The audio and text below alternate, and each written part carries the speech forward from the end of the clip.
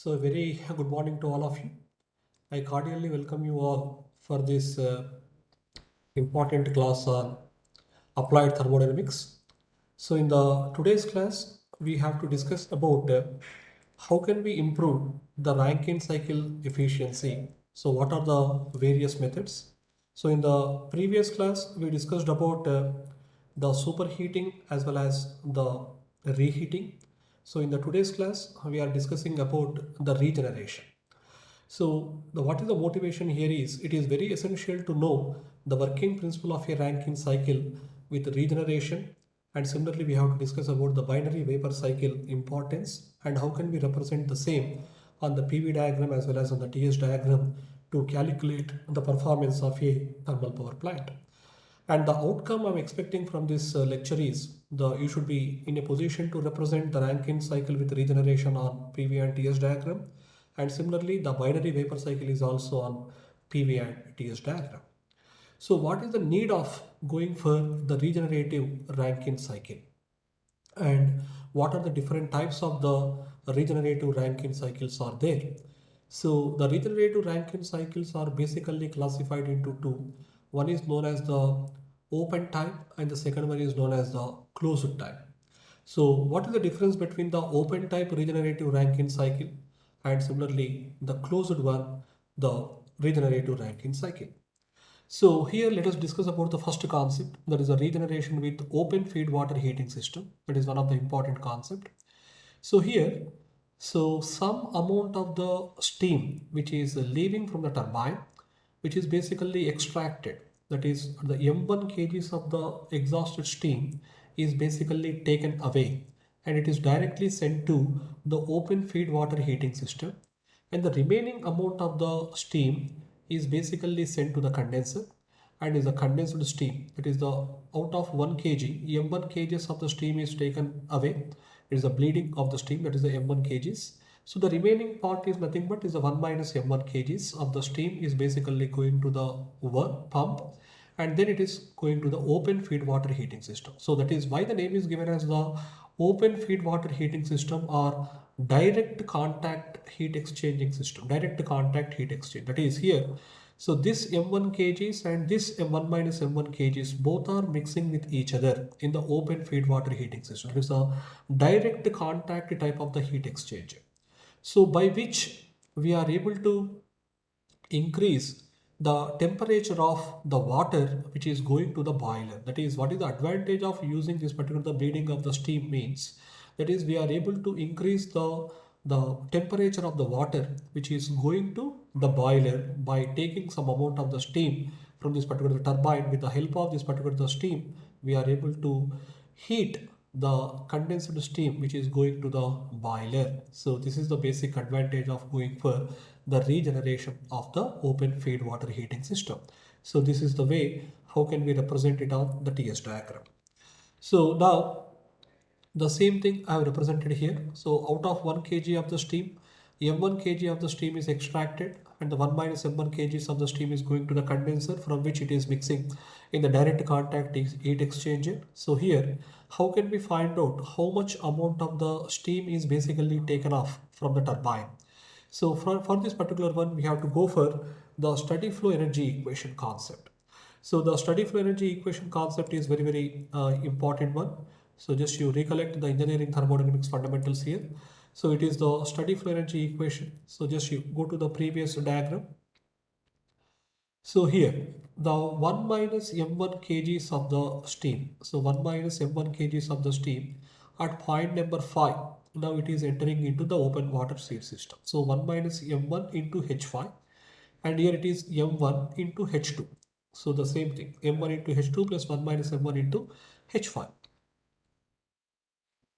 The same thing, m1 into h2. So this is equivalent to h6, that is the leaving of the open feed water heating system, that is the exit. The exit is equivalent to h6.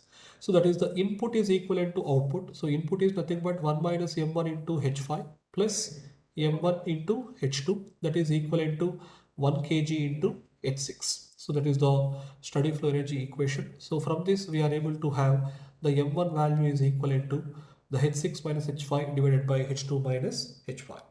Now, how much amount of the heat is supplied to the boiler? So Q in is equivalent to H1 minus H7. Now here you can see. So the boiler exit is 1, boiler inlet is 7. So H1 minus H7 is equivalent to the boiler inlet. So the same thing. So boiler inlet is equivalent to H1 minus H7.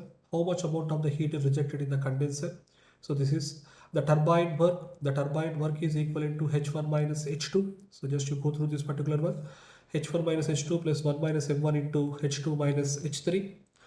So here, so H1 minus H2 plus 1 minus M1 into H2 minus H3.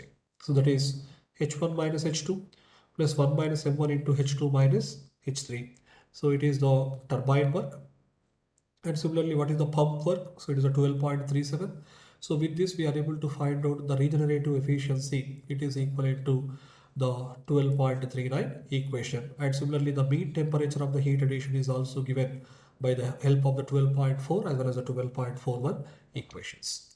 So what are the basic advantages of the regeneration? So I've already told you that it raises the temperature of the feed water to the saturation temperature, and thus the amount of heat addition in the boiler will be reduces. So that is the Q in. The Q in value basically reduces with the help of the regeneration. The heat is added in the boiler at a higher average temperature.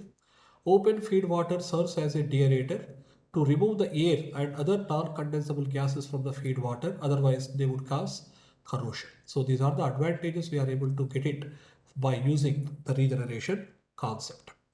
So let us solve a problem based on this particular, the open type of the regenerative feed water heating system. So please go through the problem. So he's asking us to find the thermal efficiency of the cycle and the mass flow rate of the steam entering the first turbine stage. So now write down the given data first. So this is the given data. So go to the Molière chart.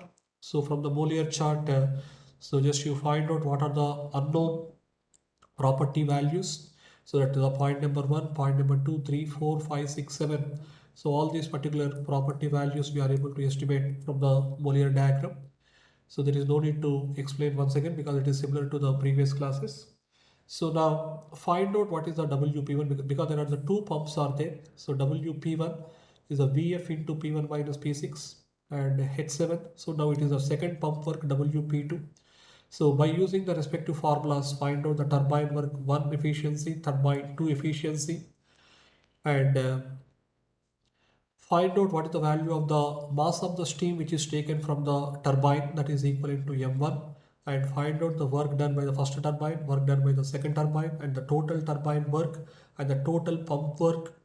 And now you find out what is the thermal efficiency of the regenerative cycle, that is equivalent to 37.8 percentage. And now here you can calculate the mass flow rate of the steam which is entering the first stage turbine is equivalent to so and so. So that is the knowledge on the Molière diagram is very, very essential to solve any type of the problem based on the Rankine cycle or reheating cycle or regeneration cycle or the superheating cycle. Now, the second type is the closed feed water heating system. So why the name is given as the closed feed water heater is it is the indirect contact type of the heat exchanger. So there is no direct mixing of the steam which is taken from the turbine and the steam which is coming from the condenser are not mixing with each other. So that's why the name is given as the closed or the indirect contact type of the feed water. So that is the difference between the open type as well as the closed type. So now you can see here. So that is one type of the heat exchanger is the shell and tube type of the heat exchanger here. So one fluid is flowing in the shell and another tube is flowing in the tube. So both are not mixing with each other. So it is an indirect contact type of the heat exchanger. So that is basically now you can draw the schematic diagram like this. So there is no direct mixing here. So you can see the shell and tube heat exchanger is placed here. So the same thing is plotted on the TS diagram. And how can we find out how much amount of the mass of the steam is basically taken from the turbine by using the M1 formula. Now similar to the previous one, now you can solve a problem on the closed type of regenerative feed water heating system. So this is the problem which is given.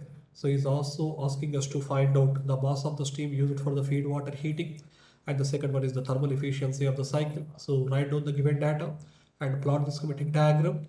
and go to the Boolean chart and draw the HS diagram, find out, locate the various points 1, 2 and 3 according to the given data, and find out the various properties, that is the 1, 2, 3, 4, 5, 6, 7, 8 points, and find out how much amount of the work is required to drive the pump, and similarly find out at the state number 1, state number 2, 3, 4, 5, 6, 7 and 8 what are the various property values, and here the mass of the steam which is leaving the turbine is equivalent to 0.2 kgs by kgs of the steam. And by knowing the turbine work and by knowing the pump work, we are in a position to find out the thermal efficiency of the regenerative closed type. The plant is equivalent to 37.9 percentage. So this is the information about the regenerative feed water heating system, that is the open as well as the closed type. The next important one, the last concept in the unit number 1 is the binary vapor cycle. So as the name indicates, is a binary, that is we are using more than one cycle. So more than one cycle combination is known as the binary vapor cycle. So it is a combination of the two cycles. One operates in the higher temperature region and while the other operates in the lower temperature region. So it uses the two working fluids. So far we have used only one working fluid, that is nothing but steam. But here we are using the two working fluids, one with good high temperature characteristics and another one is with the good lower temperature characteristics. So in a binary vapor cycle, the two ideal Rankine, so it is the two ideal Rankine cycles are combined such that the condenser of higher temperature cycle serves as the boiler for the lower temperature cycle. So that is, here we are using the topping cycle, the next one is the bottoming cycle. So it is very important one. Please go through the sentence once again. The heat rejection of the topping cycle is used as the heat input to the bottoming cycle. So that is, whatever the heat is rejected by the condenser in the topping cycle, the same amount of the heat is used. So in the bottoming cycle, so the boiler is eliminated in the bottoming cycle. So that is, with the amount of the heat rejection by the topping cycle, we can make use of the same heat in the bottoming cycle so that we can produce the more amount of the power output by using this particular the binary vapor cycle. So what are the various working fluids which are basically used in the topping cycle? So the topping cycle, the working fluids are normally used as the mercury, sodium, potassium and the sodium potassium mixture. That is, I've already told you that the topping cycle working fluids should exhibit the good higher temperature characteristics and the bottoming cycle working fluid should exhibit the lower temperature good temperature characteristics. So why we have to use only this type of the working fluids? The mercury is a good working fluid for the binary vapor cycle because its critical temperature is 898 degrees centigrade. So which is more than metallurgical limit. So which is more than the metallurgical limit. So that heat can be supplied to mercury isothermally at higher temperature. Its critical pressure is only about 18 megapascal. So that's why it is very safer in the cycle. And although the mercury cannot be used as the sole working fluid for entire cycle. So why? So why mercury is restricted to only topping cycle? Why it cannot be used also in the bottoming cycle or in the entire cycle? Because since at atmospheric temperature of the 32 degrees centigrade, its saturation pressure is very small. That is 0.07 Pascal, very small. So that is a vacuum. So that's why due to the vacuum, basically air leakage problems will occur. So because of maintaining the vacuum pressure, the air leakage problems will be arises. So that's why. So always at 7 kilopascal, its saturation temperature is at 237 degrees centigrade. It is high as the minimum temperature in the cycle. So due to which the mercury is basically restricted to only the higher temperature cycle only. So then we can see how can we plot the binary vapor cycle. So that is, here you can see, so it's a mercury turbine. So the turbine is a condenser, is a condenser for the mercury. So the heat rejected by this particular condenser is basically acting as, it's a boiler. Now it is basically acting as the boiler for the bottoming cycle. So now from this particular the boiler, now the steam is going to the turbine. So that is, the boiler is eliminated in the bottoming cycle. So the same, the condenser of the topping cycle is basically acted as the boiler in the bottoming cycle. That is the advantage. So now how can you club the topping cycle as well as the bottoming cycle? So just you concentrate on A, B, C, D. A, B, C, D, E representing the topping cycle points, and 1, 2, 3, 4 are representing the bottoming cycle points. So bottoming cycle is nothing but is the steam cycle, topping cycle is nothing but is the mercury cycle. So like this we can club, so that here you can see. So this is the condenser and it is the boiler. So both are contacting with each other. So the heat rejected by the condenser is basically taken as heat input to the boiler. So this is the overall glimpse about the unit number 1. So by listening all these particular the important concepts of the unit number 1, and especially on this particular the regeneration Rankine cycle as well as the binary Viper cycle, let us see the important questions which are asked in the previous GATE and IES examination. Let us take the first question. For a given set of operating pressure limits of a Rankine cycle, the highest efficiency occurs for which type of the cycle?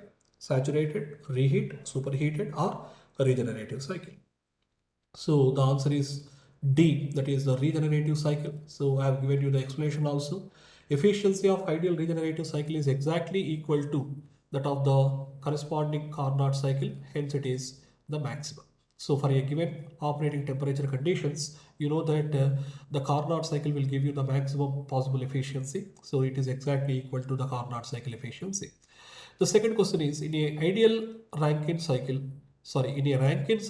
regeneration results in higher efficiency because, so it is the GATE 2003. So what is the reason? So the reason is C, that is the average temperature of the heat addition in the boiler basically increases due to the provision of the regeneration concept. Which one of the following is correct? It is asked in the IES 2008. In an ideal regenerative cycle, the temperature of steam entering the turbine is same as that of, so that is water leaving the turbine. Water leaving the turbine. So when is the greatest economy obtained in a regenerative feed heating cycle? It is asked in the IES 2006. So go through the options. So answer will be D. Steam is extracted from the several places in the different stages of the steam turbine. Hence, the greatest economy is basically obtained. So it is the IES 2002 question, that is the assertion as well as the reasoning type of the questions will be asked in the IES as well as the IAS examinations. So A, Rankine efficiency would approach Carnot cycle efficiency by providing a series of regenerative feed heating.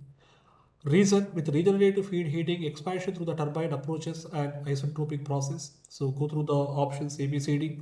A and R are right and it is the correct explanation or not. So answer is B. So both A and R individually correct, but R is not the correct explanation of A. So this is the, so these are the some of the questions which are asked based on the regenerative concept. So with this, we are able to complete the unit number 1. So in the next CDT, we will start the unit number 2, that is the steam generators, which is also known as the steam boilers. So thank you all for listening this important lecture on regenerative feed water heating systems. Thank you.